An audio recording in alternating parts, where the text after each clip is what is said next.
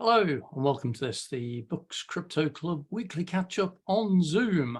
It is Sunday, the 18th of September 2022, and today, as always, we don't know exactly what we're going to talk about. Some weeks we talk about cryptocurrency, blockchain, distributed ledger technology, ICOs, STOs, TGEs, any other three-letter acronyms, really.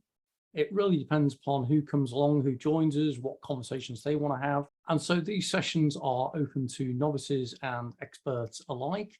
So for the beginners, this is a great opportunity to come along and ask really simple questions. The experts can come along with information about projects that they're working on, or offer some insights or some knowledge, or help answer some of the questions. So with that, we hold these meetings every Sunday at 7 p.m. UK time. Currently BST, in a few weeks it'll be 7 p.m.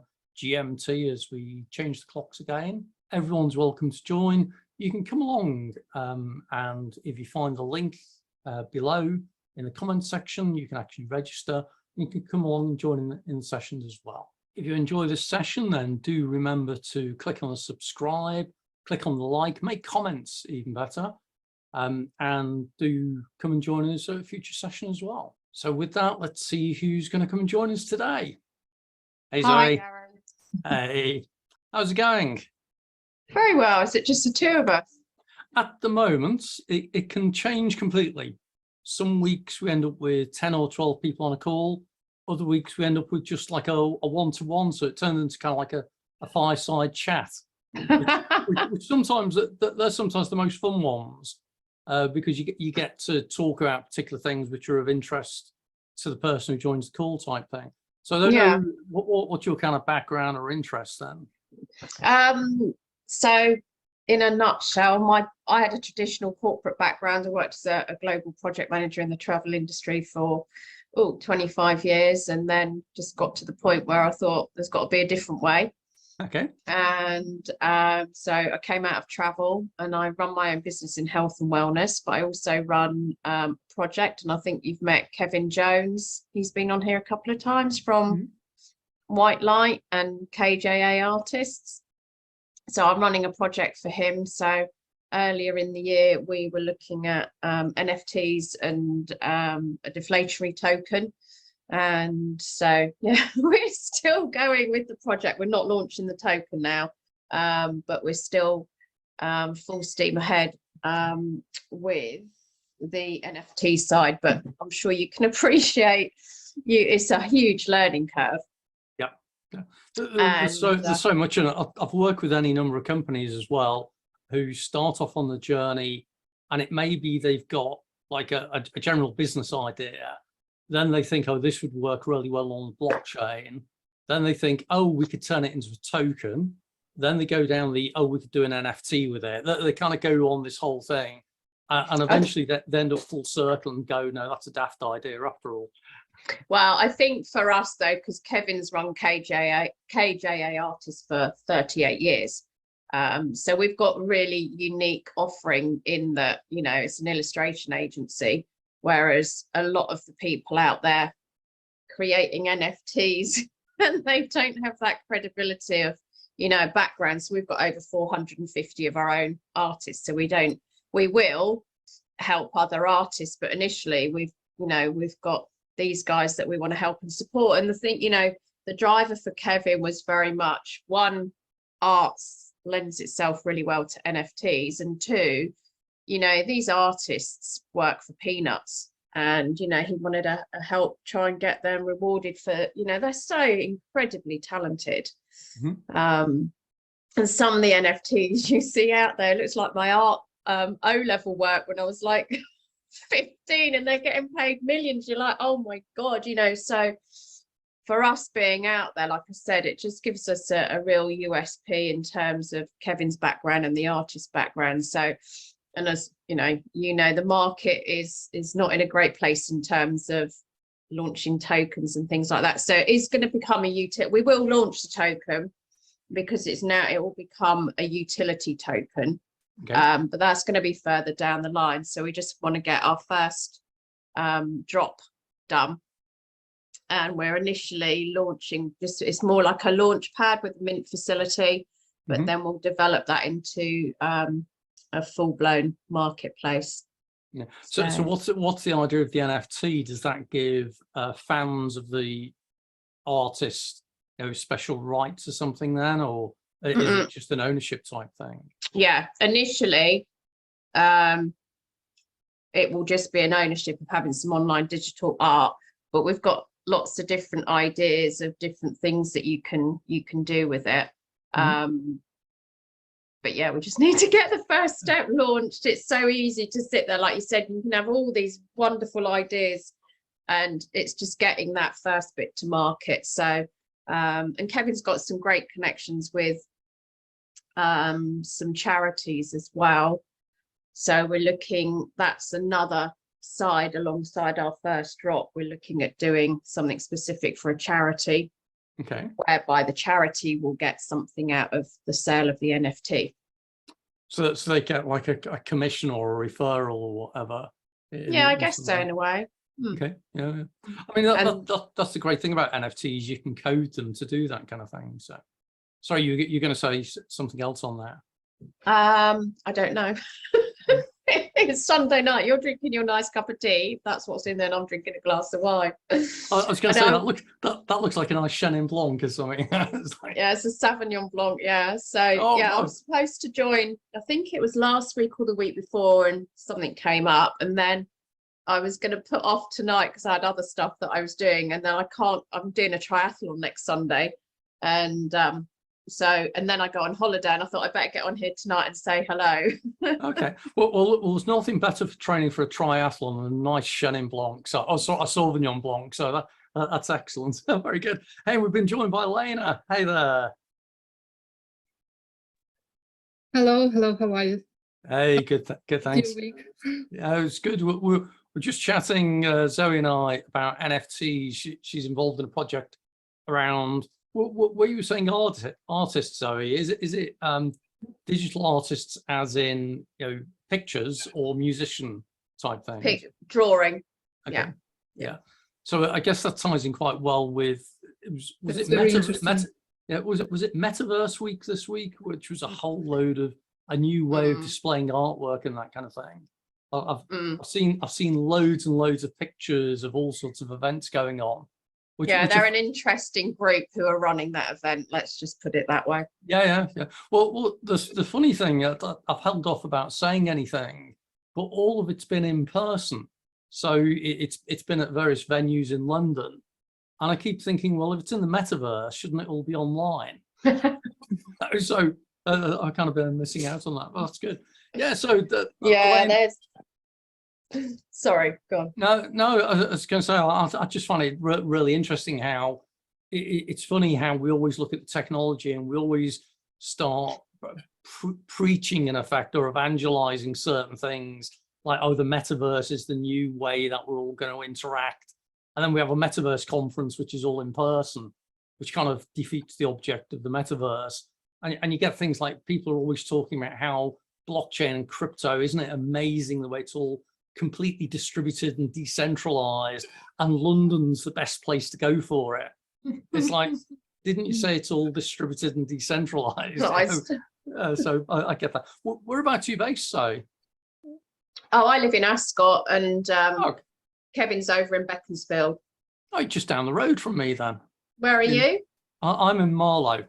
Oh, okay. So you're both kind of neighbours almost, except I think Windsor's going to get in the way tomorrow.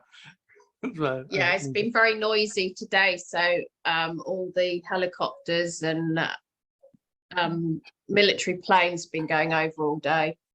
Yeah, a lot of preparations. I cycled into Windsor last Sunday, and I don't know whether any of you guys have been in there rammed. Yeah, I know someone who's there during the week, and he said, the long mile was a very long mile indeed. So anyway, we can all stay online for now and sort out like that. So you're saying about, was it Kevin Jones? I think he joined one or two of these events over the last 6 months. Okay. What we quite often find is that we get people who join us for one or two events and then they drop away. And then we get Elena, who stayed for weeks and weeks and weeks and weeks, and then dropped offline and then came back again. So she's a superstar. And I always love it with Elena coming on, because she asks wonderfully brilliant questions as well. So that's it. So have you got anything lined up for this week, Elena, or are you going to hold off until we have a chat next week? Could you tell me and all the future audience about the merge that's this week? Yeah, so yeah, so it is really interesting. It's really relevant on the merge. I can quickly say a couple of things about that. I've not been following it very closely, but for those who aren't aware, most blockchains, when they start off, they use a mechanism called proof of work, which is where you've got crypto miners mining the blocks and having a competition against each other to see who comes the result first. Whoever gets the result to a puzzle quickest wins a blockchain reward or a mining reward type thing. And that mechanism is called proof of work. Involves an enormous amount of energy powering all of these crypto miners to come up with these answers type thing. So it's very energy intensive, and it was designed intentionally that way. The newer way, or an alternative way of doing this kind of approach, is a thing called proof of stake. And proof of stake is where, instead of you using a massive amount of energy to prove you've taken part in a validation of the data, you instead stake, I think it's a minimum of 32 ETH. So if Ethereum's at like $2,000 per ETH or somewhere, it means you have to have about $60,000 or $70,000 worth of ETH staked away in order for you to then validate the nodes. So I don't really know much more on how the mechanism is beyond that, except it means that it's much, much cheaper in electricity terms to validate each block as it's produced. So it hasn't done anything to the speed of the network. It doesn't make blocks being produced any faster.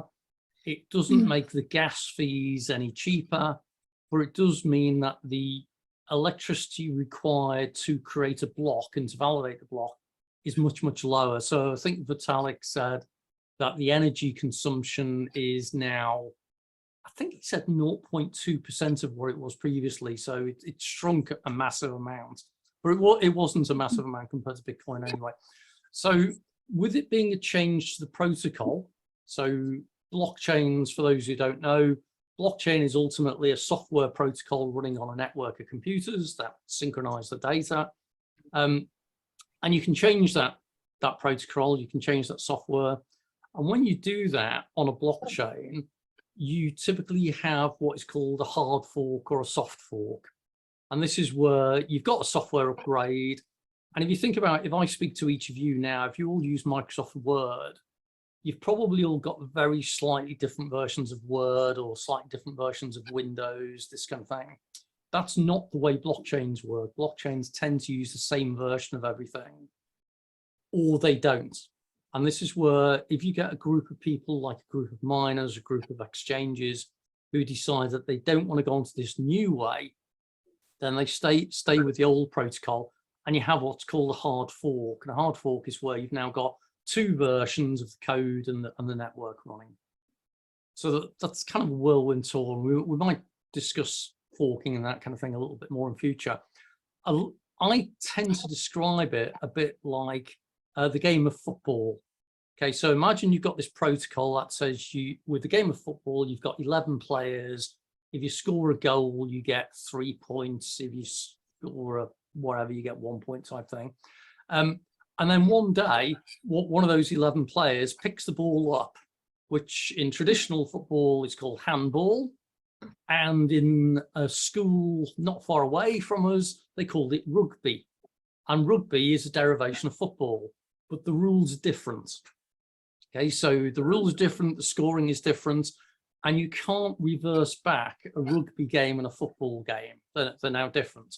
So you've had this like hard fork where you've got splitting the two protocols. They both carry on going forwards. You've still got football playing, you've still got rugby playing, but they're never remergeable type thing. The Ethereum merge was a thing called, in effect, a soft fork and a merge, that they got two blockchains, one running a proof of stake, one running a proof of work, and they merged them together. They've created a single instance, and that's carrying forwards now. And it's kind of like football and rugby coming together and creating the same game. So we've now got it where you've got Ethereum, which was proof of work until a week ago, so it had all these expensive miners running on stuff, is now proof of stake, which means people now stake amounts in order to validate nodes. So for the end user, it means there's no change whatsoever. Blocks aren't being produced faster, the blocks aren't producing bigger volumes, the transaction fees aren't any different. But what it means is that the cost to the environment has massively decreased. But that was probably a whirlwind tour. I'm sure in our nowadays world, sorry. Yeah. Today's world, cutting down on electricity costs means a lot. Yeah. Yeah, and certainly it means two major things. If we think about energy costs rising at the moment, then it means the cost of mining has decreased significantly, which is great. And also everyone is into ESG, so environment sustainability goals. And so if you can prove that you're burning less electricity and you're not melting the Arctic ice caps and the polar bears have got somewhere to live, then everyone's happy with that as well. Mm-hmm. And this merge only happened in the Ethereum blockchain. Correct. We're not talking about anything about Bitcoin, blockchain, and everything else. Correct. So all those hundreds of other blockchains still exist, and even with Ethereum. So Ethereum, was it 4 years ago, I think it was, they had a fork, and they had the blockchain called Ethereum Classic was created, which is ETC as the cryptocurrency symbol. I don't think I've got it up here. And ETH, which is Ethereum, which is the main thing. So that was where you had kind of like football and rugby splitting up. So you had ETH, which is what most people think of Ethereum, but you also have ETC, which is Ethereum Classic, which is still going. Both of those are still going now. And with it being a merge of the what's called a beacon net or beacon blockchain and mainnet, so two versions were brought together, you've still only got ETH as carried on as before. The only impact it's had on the market is that the price of Ethereum has dropped, and that is simply because people have sold it. That's it. And do you think they sold it because they weren't sure what the impact was going to be and what would happen? I think exactly the opposite. I think that they'd bought it in the hope it was going to go up in price, and it didn't. So this is the whole thing that, the whole crypto market is speculative. We never really know what is going to happen. And we get it in Bitcoin, for example. I was talking about blockchain mining. Every 4 years, there is a thing called a halving. So when Bitcoin first started in 2009, a Bitcoin miner would get 50 Bitcoin for every block that they mined. And every 4 years that halves. So it was 50, then 25, 12.5, 6.25 at the moment. And every time there's a halving coming up, everyone buys into it, thinking that that means that the price is going to go up or do something. And it tends not to have any impact. And so you find that people who are new to it go, oh, there's a halving coming up. I've heard that means that the supply of Bitcoin is going to decrease, which is technically correct. And so they think, oh, typically in traditional commodities markets, if you reduce the supply of something, then the price goes up. It's the old economics 101 of you've got demand, supply, and where they match. If you then decrease supply, but don't decrease demand, then price goes up. If you increase supply, but you don't increase demand, then then price goes down. And so people who are quite new to the game always think, oh, with Bitcoin halving, that's going to have an effect on the price. They buy into it, and then it has no impact whatsoever, and it goes down a little bit. So usually, just like the traditional markets, there's the old story of buy on the rumor, sell on the news. So if you think you've got some early insights, buy into it before anyone else knows, and then sell it as it happens. So I think that's what happened that I think a load of people probably bought into Ethereum over time, thinking when the merge happens, it's going to go up in price and then they'll sell. And it didn't. Except that the drop in Ethereum happened broadly the same time that there was a drop in Bitcoin price as well. And so I think it's just general crypto market. I actually took a look at a chart the other day, and in fact, I'll share here. We take a look at has Bitcoin, and if we take a look at it, take a look at over daily markets over the last few weeks, or in fact, take a look right back to beginning of the year. So we had a kind of like the end of 2011, beginning 2012. You can see this chart. It's just an inexorable decline, really, which ain't great. And in fact, it now means Bitcoin is roughly 1/3 the price of what it was at the beginning of the year. Okay, and you go, oh wow, that's just dreadful. I don't know. Is that now showing Ethereum? Yeah. Okay. So I got confused the other day because I printed both these charts off and I looked at them without looking at the labels, and I suddenly realized that I couldn't easily tell the difference, that they both had ups and downs over time type thing. So in fact, if we do the same thing, we'll go to the beginning of the year, which I think was here when it was 3.5. Nah, maybe a bit earlier. Oh, sorry. Yeah, here we go. So end of November, ran about $4,800, and then you compare it to Bitcoin beginning of the year when it was like at 65. The two charts are both trending down, and they're both 1/3 of where they were, type thing. So in some ways, it may be that Ethereum's just happened to go down simply because the crypto market was going down, and it wasn't affected in the way that people thought it was. So this is where it comes back to, people keep saying to me, what influences the price of crypto? And I keep pointing to a butterfly in the Amazon that flaps its wings.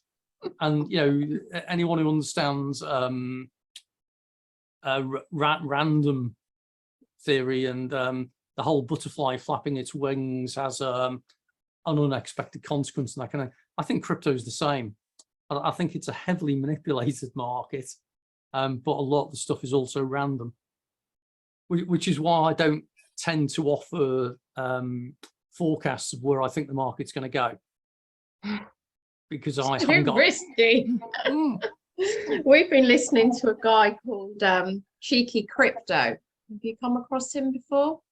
Yeah, is he the American guy? No, he's English. I think his name's Nick. I can't remember. So Kevin met someone at an event, and that was where the connection was. And he's really interesting. So he does daily chart analysis kind of, and he seems to be pretty on point. So it's called Cheeky Crypto. So they've got a Discord. I think I was getting that mixed up with BitBoy. So BitBoy does daily type things as well. Okay, so Cheeky Crypto. Cheeky Crypto, and I think his name's Nick. And I don't know, he's got a really nice way about him, and so we listen to him every day, or Kevin does, intently. It's his new bloody addiction. It's like, hang on a minute, I'm working, I've got time to listen to all of that. But it is really interesting and fascinating. So yeah. So can I ask you, sorry, what your backgrounds are and how you put this meet up together? Yeah. So for me, I've worked in a whole range of industries over many years. So retail, pharmaceuticals, commodity, insurance trading, insurance business, probably a few others. I started getting interested in blockchain around about 2014, 2015-ish. And I started hearing about this blockchain, this Bitcoin thing. I used to work in the city, so I started going to various events to hear more about blockchain and crypto. And most of the time, I did not have a clue what they were talking about Yeah. on stage. It took me a while to realize, first of all, I knew it was something that was big, but I just couldn't get my head around it. But I realized for some reason it was going to have a big impact. So I persevered. And then I went away, I started learning about it, I started reading the few books that were around, a few blogs, a couple of YouTube videos and that. And I got more and more into it. And I realized eventually the real reason I didn't understand it was because half the time the people talking about it were getting too technical too quickly. So they were talking about it like the coding level, and they were talking about Merkle trees and nonces and all sorts of stuff that I just didn't get. And the other half the time, it's because they didn't understand it either. Themselves. Yeah, and this was Yeah. it. I was convinced there were people I went to see who had read a book beforehand, and then were trying to present about it on stage. So anyway, I learned about it, and then had one of those conversations in the office one morning, which went along the lines of, Gary, we're about to restructure your department, and we're getting rid of your role. And I went, oh great! When would you like me to go? And they were literally, it was like, oh no, we'll find another role, whatever. No. When do you want me to go? And I got on really well with the company, didn't have a problem with it, had an amicable departure, because I knew that by that stage, crypto and blockchain were about to be something so big, I just didn't want to miss out on it. And I realized that the reason it's so big is that blockchain's fundamentally a protocol. Two really important things about protocols. First of all, they're really boring, so no one's interested in them, which is great because it means people leave you alone to get on with them. And the other thing is that they tend to be game changing. So for most people haven't heard of TCP/IP, but they have heard of the internet. And TCP/IP is the protocol the internet's based on. Yeah, they may not have heard of SMTP, but they use email.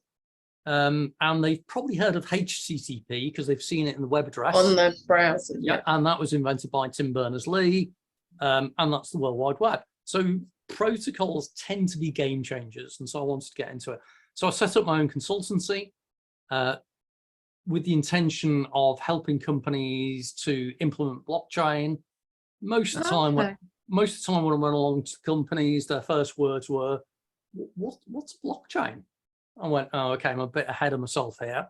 So pivoted, did some consultancy, did some education, and spent several years traveling around the world, educating people, presenting at conferences, that kind of thing. Around about the same time, I started getting into crypto. So fundamentally, I'm more into blockchain. So the technology that sits underneath, but crypto, you can't escape it. And I got myself a nano ledger and a Trezor, and got myself confused about private keys and wallets and all this kind of. Started learning about it again. That journey of most people don't have a clue what they're doing, so decided to learn myself. Realized that one of the best ways of learning about stuff is to help others. So I created the Books Crypto Club, which was literally from having spoken to a few people in Marlow who said, "Oh, I'm quite into crypto, but I don't really understand it," wherever. Set up a meeting every Sunday night in the local Starbucks, on the basis that I used to go to Starbucks on a Sunday night anyway, so if no one turned up, it didn't matter. Is it open on a Sunday night? It is. It's open until 7 o'clock, which is brilliant. So I used to hold this at 5 o'clock in the Starbucks. And, in fact, it was actually through one of the baristas who introduced me to someone else there that we set up there. Anyway, so we ran that, and that grew, and we used to get like 10, 12 people coming along, whatever. Then COVID hit. So I took this online. I've been running it on Zoom. So we've done about 80 meetings or something now. So you still run your consultancy firm? Yep. Yeah, so I still do. So I'm quite involved in a couple of projects at the moment around crypto custody. So this is the more advanced stuff around how do you secure your crypto keys, how do you recover them, how do you manage your seed phrases, how do you run a crypto wallet. Working with a US company at the moment around digital estate planning. So what happens to your Bitcoin when you die? And inheritance planning and all that kind of stuff. Yeah. Wow, God, that hasn't even come in. I'm looking at my will at the moment. Oh my God, that's just, yeah. So I'm working with a number of people at the moment around digital estate planning in the wider context. So anything digital. So that might be your Facebook, your photos, your whatever, but also your crypto. Crypto wallet. Bloody hell. And looking at how we can secure that with multi-signature keys and various other stuff. And also how we can ultimately have a smart contract that in the event of your death or incapacity, because sometimes you lose mental capacity, automatically will execute a smart contract that transfers all your funds to either an escrow agent or an executor. So if you'd like to know more of that, God, if I only take away that, I'm just writing that down. Yeah. So if you want to know more about that, reach out to me separately on that. I'll be saying, and I get involved in a number of other things. Elena, I'm sorry, I did a really long thing there. I just lost the flow, but no, that was interesting. And my journey is nothing compared to Gary's. I am just an enthusiast. And in my free time, I enjoy reading about blockchain, both online and paper books. And I love coming here and joining meetings almost every Sunday night, because I can speak to like-minded people and ask questions if I have any. So I was going to say that's the thing that I loved originally, that by setting a club up, and I actually run a number of groups. So I run this crypto club. I've also got a group that I set up a few years ago in London, which is around digital assets and blockchain. And I just love getting people together because you're talking with like-minded people, but also when you bring new people in, they have fantastically brilliant, simple questions that force you to rethink stuff. Yeah. So I did a presentation to, I think it was Coventry University a while ago. And I was talking about crypto and blockchain there. And one of the students came up to me afterwards and said, well, I don't really see the point of you telling me about Bitcoin because I can't afford one. And I went, what do you mean you can't afford one? And at the time, Bitcoin was about $20,000. So probably similar to now, in fact. And she said, yeah, it's $20,000. I can't afford that. I'm a student. And that was the point at which I realized what I hadn't mentioned was that you can buy a 100 millionth of a Bitcoin called Satoshi, which is like less than pennies. And so it was wonderful that I was able to say to her, well, actually, you can buy a portion of Bitcoin, that kind of thing. But it was the very fact that she made that comment, which anyone in the crypto probably wouldn't think about. And it forces you to rethink things. And, Elena, I always compliment her that she asks some of the brilliant basic questions that people are too embarrassed to ask. Yeah. Yeah. I mean, as I say, I run training courses, and I always say that the best questions are the ones that you feel embarrassed to ask, that when you do ask them, everyone else in the room goes, oh, yeah. So do you work, Elena, what do you do for an income? I have a background in IT management. Oh, okay. And at the moment, I just live in my beautiful house in the rural Ireland. I look after my daughter, and I devote a portion of my time to blockchain, to educating myself about blockchain. So interesting, yeah. And this is the great thing about these sessions, that we get people. I mean, Elena's not a novice anymore. She'll claim she is, but she is not. She knows an awful lot. No, I'm afraid I will be. I will still be for a long time. Yeah. But we get people who really are new or haven't been on before. Or some weeks we get people. I mean, we get people connecting all around the world, which is the great thing about Zoom. And sometimes you'll have people who are doing their own projects that they're happy to talk about. And sometimes it's some great basic questions. So, Elena and I have talked before now about use cases for blockchain apart from cryptocurrency. So things like product traceability, provenance, origination, or all that kind of stuff. And I do a number of things in the insurance sector where I tend to talk about blockchain case studies as opposed to use cases. And the difference between the two is a case study is where you're talking about how it is being used, and a use case is when you talk about how it could be used. And there's enough live blockchain projects in the insurance industry to actually explain how it is actually being used and being worked on that. And you know what I think for me, because my exposure's just been quite, and Kevin's really, from, how do I describe? I guess some of my perception of crypto historically was quite negative, I guess, for want of a better word. And a lot of the exposure we've had has been quite negative. And me and Kevin come from traditional corporate backgrounds. So when we've met people at events, they're like, oh, this is quite refreshing. You're not a crypto person. And I'm not. I mean, I used to run an IT department back in the day. So that's why I understand TCP/IP a little bit, you know, very low level. But I'm not an IT guru or anything like that. And people found it really refreshing with our different background. And they're saying, oh yeah, you're not one of them crypto people. So you've got a lot more credibility. I find there's an awful lot of jargon, and I've never had, so the events that I've attended have tended to be full of these crypto people who are in it to make a buck. And that's not what I'm all about. And I've never found an avenue to be able to just ask people who know what they're talking about genuine questions. And of course, we have to all do our own research and all of that kind of stuff, but not a whole one-sided, all about tokenomics, finding all these quick bloody schemes to make money. That's not what I'm interested in. So I'm actually really enjoying this. But unfortunately, I've just signed up for a new swim session, which is on a Sunday night from 7 till 8. So I was going to ask you, do you run any other online Zooms or meetups or no?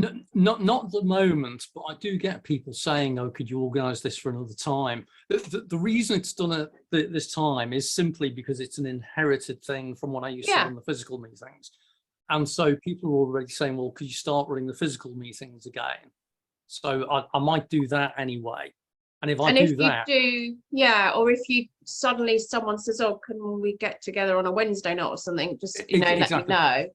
Well, that might be the kind of thing, because I might start rerunning the physical events on a Sunday evening, because I still go to the Starbucks on a Sunday. So, I can still, and I might reorganise or see when people are available for doing Zoom call. What I always find, I've always run meetings like this in the way that I organise pub nights out, which is don't try and ask everyone when they can make it. Yeah, of course, you have to do it. I always say, right, I'm doing it on a Tuesday, 6 o'clock, be there or don't type. Yeah. Certainly, just keep an eye out for me if we're connect on LinkedIn or something. Yeah, I will do. I'm staying in touch on there. And what you'll, just so you know, in case you find it weird, so my LinkedIn profile is still my old travel one, because I actually still use that for prospecting in my health and wellness business. And people find it an interesting concept that I left an industry after 25 years. So that's the only reason why it is what it is. So I use that for that business. I use Twitter so I'll connect with you both. But yeah, I'll just sign up for this swim session. Then I'm going to Australia for Christmas. So when I come back in the new year, I'd like to think that I can join in with these Sunday sessions. Yeah, absolutely. Whereabouts in Australia are you going to? Surfers Paradise. My brother has a house. Well, he lives in Melbourne, but they've got a house in Surfers. Okay, but it's just I know a few people in Brisbane in the crypto space. Oh, really? Okay, yeah. Well, we'll obviously flying into Brisbane. Actually, that's a really good idea. I might see if there's people to connect. I mean, there is when I used to travel around, I use Meetup quite a lot, and I was in Tokyo, and I had the night free, and Oh, I happened just to went on to and Meetup. and just went on to Meetup and went to a crypto event. And it was brilliant because there were like 200 people there, of which probably 150 were Japanese and 50 were Westerners. Oh, wow. And it was Is just that meetup dot something? meetup.com. Do you not use meetup.com, Elena? No? Oh, dear me. You definitely We're should. missing out, Elena. Yeah. I'm afraid we are. So this group has got a presence on meetup.com. I've just shared the link in there. Well, that's how I found this group, because I went on Meetup because I was looking for local crypto events, one being lazy in that I could find something on Zoom, and then I came across this and Kevin went, oh yeah, I've been on that a few times, and I thought, oh, I feel like a bit of an imposter because I'm in Berkshire, not Bucks, but hey. well, originally it was for Buckinghamshire, and now I've decided that Bucks just means $signs type thing, because everyone, I mean, I get people on this calling in from Dubai, Germany, Australia, Oh, okay. East and West Coast USA, India. Quite often we get them. Problem is in India it's half midnight at the moment, so it's a bit late in the day. But yeah, some weeks we get people from all over the place. So time zones depends. And all different backgrounds within the whole arena, because that will be interesting, you know, because we're now looking at incorporating overseas. We've spoken to lawyers and accountants, and we've had a number of conversations with overseas companies, and it's just exploring lots and lots of different avenues, because some of the things that we want to do is perceived as gaming, and we'll break the UK FSA, gaming, FCA, I keep saying, FCA, gaming regulations, and this, that, and the other. And yeah, it's been a massively interesting journey. So I'm sure that we can connect with some really good people on here. This is the thing, if you ping me a note if you need any connections or anything, because brilliant. For gaming and crypto, probably there are four major places that are involved in it right now. There's the Isle of Man, there's Gibraltar, Malta, and the British Virgin Islands. And they're probably, if you're going to do crypto and gaming in some way, crypto and gambling in some way, they're probably the main ones. So the Isle of Man is one of the leading places for online gambling. So all of these companies that you see advertising on TV, you know, the Bet 666 and 777 and all that kind of, which typically the three numbers relate to which Asian market they're going after. Because different countries got different numbers, are meant to be lucky numbers. So a lot of the gambling companies are based in the Isle of Man, where they've got gambling friendly regulations. Malta has based its crypto regulation on its gaming regulations, because Peter, I've forgotten his name now, he's now the head of crypto for the Malta government, or the Malta regulator, is the gaming commissioner, I think it is, or something. Gibraltar, they're heavily into this space, which gives you an avenue into the rest of Europe in some ways as well. And then also British Virgin Islands is the other one. The challenge you're going to get is partly, as you say, in terms of which country to incorporate in, but where are you going to get banking facilities? Well, and this is the conversation that we're having with two companies at the moment. It's really interesting because actually what we're doing, you wouldn't perceive it as gambling. But then I was looking into, so this is just one of the ideas that we have with the NFTs, and it is perceived as gambling. But there are loopholes like anything and ways around. But we want to be, you know, this is this word I keep hearing from all these crypto people. We want to be transparent, and actually half of them aren't. Yep. And actually, me and Kevin are not prepared to incriminate our backgrounds, because Kevin's got his artist illustration agency and I run my health and wellness business, and we're not compromising either of those. So, you know, if it transpires that this particular idea of something we want to do with the NFTs, we can't get around it, then we won't be doing it. So the key thing I always say to people when thinking of a project in some way is, the first thing is to have a budget for expensive lawyers. And then the second thing is engage with lawyers who do actually understand the space. Mm. There's a lot of small law firms who claim they do. Yeah, we've spoken to a few, and it's like, oh my God, we know more than you now. Yeah. A lot of them you have to be really careful of, but an investment in a good lawyer is going to save you going to prison. You know, the worst of it. Oh God, yeah, absolutely. And you know, I've worked in a couple of projects where I got interviewed on TV. I was an advisor to an ICO project, if you remember ICOs from a few years ago. And the reporter said to me, well, what's your role as an advisor to the company? And I said, see the CEO over there? And she said, yeah. So it's my job to keep him out of prison. And that was it, type thing. Because it's very easy. This is where when people talk about utility tokens that they're going to use for a fundraise, it's like, no, syntax error, that does not compute. Yeah. That's not what we're going to do with our utility token as a fund. No. Anyway, but that's further down the line.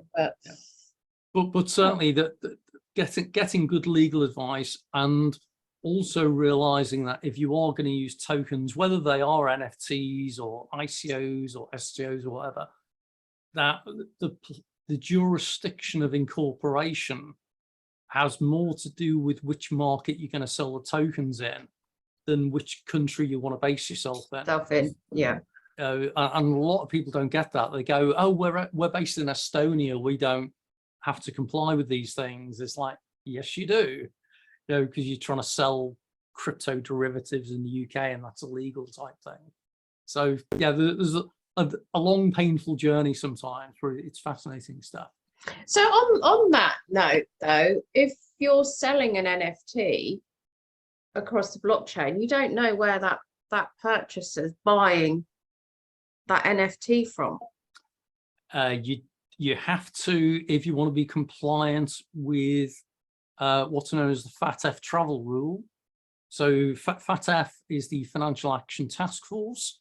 So relates to things like anti-money laundering and that kind of thing. If you're incorporated and registered in the UK? No. It depends which country you're doing it to. So you have an obligation now that first of all, well, let's say, for example, you're UK incorporated, or you're trying to sell these tokens to UK retail investors, i.e. private people type thing, not sophisticated things, then you'll likely may have to comply with what's called 6AMLD, which is the 6th Anti-Money Laundering Directive, which means you're going to have to register with the FCA on the crypto asset register or the crypto register, many of whom tried, many of whom failed, many of whom have re-domiciled in Singapore because it's easier. So you may have to go through the crypto regulation piece. Depends what you're going to do with the token. If you're going to sell it in the USA, then you need to be mindful of things like the SEC, because they might construe it as a security token. But in general terms, if you're doing it anywhere in Europe, it now falls within FinCEN, I think it is, the financial crime something, which is a global thing. And so you have an obligation, which is called the FATF travel rule, which is where when you're trading crypto, you have to know the origin of crypto and the destination of the crypto. But how do you know that? Because you have to go either through an exchange, and the exchange will do the KYC and AML checking for you, or if you sell the token directly, then you will have to do the KYC and AML. So the know your customer checking and anti-money laundering. Oh, that's really interesting, because I've forgotten about the KYC. Yep. So regardless of the fact that you're going through an exchange, the exchange has done the KYC. So you know depending upon which exchange you're using.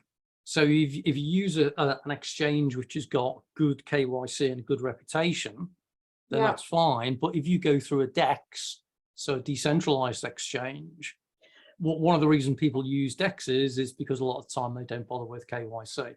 Right. Yes. And this is this whole token blimmin' world we got caught up in. which isn't the only reason why we parked doing a deflationary token. There were lots of other reasons. Yeah. And so therefore, then if you go through a DEX that's decentralized, there is no KYC. Most of them wouldn't have a KYC. So there is no track record of an origin and a destination. Yeah, which can be problematic. But it's not problematic for them, it's problematic for you. Because we're the seller of the token, ultimately. Yeah. Correct. Yeah, so, I know, we were peeling off layers and I'm like, hang on a minute, But this is the kind of thing that your lawyers should have told you. And if they haven't, then let me know who I send my invoice to. or I'll come and visit you. And I do hope you like wearing orange jumpsuits. Because if the states find out you're doing so, because the other thing with this as well is you might be inadvertently breaking sanctions regulations, and if you're breaking sanctions, then inadvertently you sell an NFT which goes to South Sudan or at the moment Russia, then again that can be construed as a sanctions breach, and that is where the people from America come along with your own private aeroplane and fly you off on holiday to Cuba. Well, it's near Cuba, I believe. But so yeah, you have to be kind of careful. Sanctions breach. Yeah. Sorry, I've taken over this whole call. It's all right. Again, it's sometimes covering this kind of thing because I mean, there's nothing sensitive being talked about here. So I record these and we put them up on YouTube afterwards so people can watch them so that everyone can learn from them. And it's, and on the events that I've been to in London, I've actually had it where people have actually walked up to me and said, "Oh, you're Gary. I watch your YouTube recordings of your meetings every week. Really good. I can never make it on a Sunday night. I'd love to come, but I watch the recordings." So that's why I put the recordings up, because they're usually of interest. Even if it's like a one-to-one of Elena and I, that's it still goes up. yeah, that's right. Yeah. I've had it. Funnily enough, someone actually said, "Why don't you and Elena do a podcast sometime?" She said, that'd be a great idea, just the two of you or whatever. And so, what are we going to do next week, Elena? Podcast. We're gonna do a recording together. Yeah. Yes, exactly. I think she'd forgotten. but yeah, so this is why I do these things, because I find invariably people ask questions, and if I can give the answers, that's great. But also for people watching afterwards, they might go, "Oh, that was useful. I didn't know about that." Or occasionally they might find out something and find I'm incorrect, which is brilliant. I love it when people get in touch to say you were wrong, because that means I learn as well. Yeah. So where are you posting that? Have you got a YouTube channel then as well? Yeah, I got a YouTube channel. So I think it's Gary Nuttall or Nuttall Gary. It's not the one which, the other one that will come up is Robbie Williams has got a lead guitarist who is also called Gary Nuttall. And that's not you.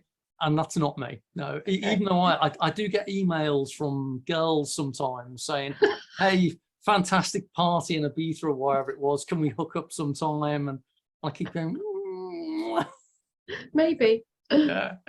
Well, let me just check. Cool. Yeah, you'll find me. What I tend to say to people is just Google Gary Nuttall crypto, and I fill the first page of the Google search results.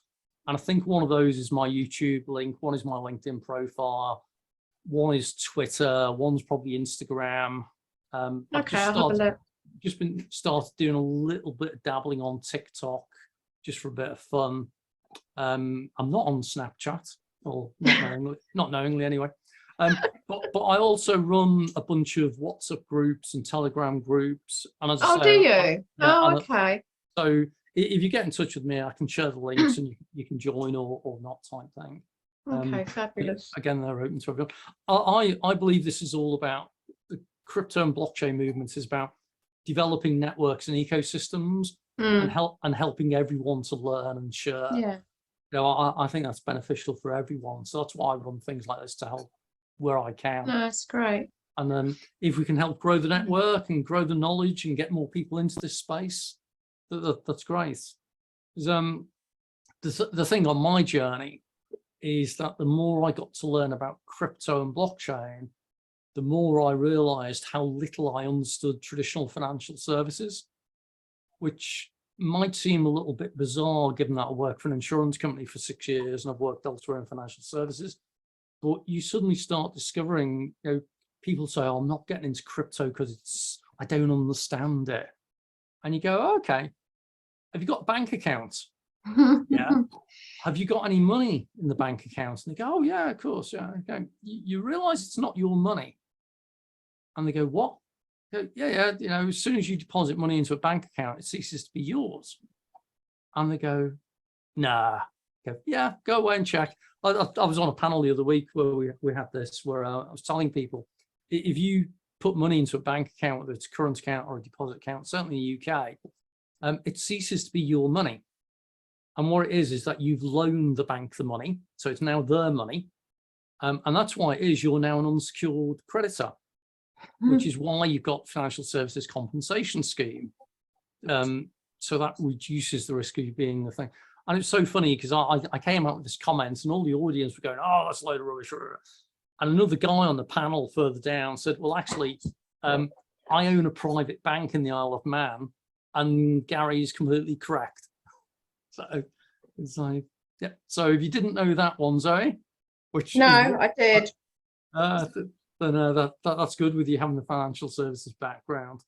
But yeah, I find you start learning about crypto, and then you start learning about how the real world, in inverted commas, works with fiat currencies, and you go, what? How does fractional reserving work, and how does money come into existence? So, yeah, I mean, this comes back to your point before, people saying, "Oh, I don't trust crypto." And it's the old, there's nothing backing it. It hasn't got any assets to give it a value. And you go, oh, so same as the pound, then. Yeah, I was going to say, what about all the other currencies out there? I'm going to have to love you and leave you soon because I want to go and watch. We're doing 8 o'clock, some Queen thing that I just wanted to go and watch. No worries. Well, do come back again, Zoe. Drop me notes. Yeah, I'll drop you a note and I'll hook up with you both. But like I said, you might not see me till next year on this now because of my swimming lessons. Oh, well, nice to meet you. Thanks for having me. Nice to meet you, Elena, and I will see you again. Cheers, Zoe. Bye for now. It's nice meeting you too. Thanks. Bye. See you again. Just say thanks to everyone who does watch this afterwards, and do subscribe, like, and whatever. But yeah, looking forward to meeting up online with you next week.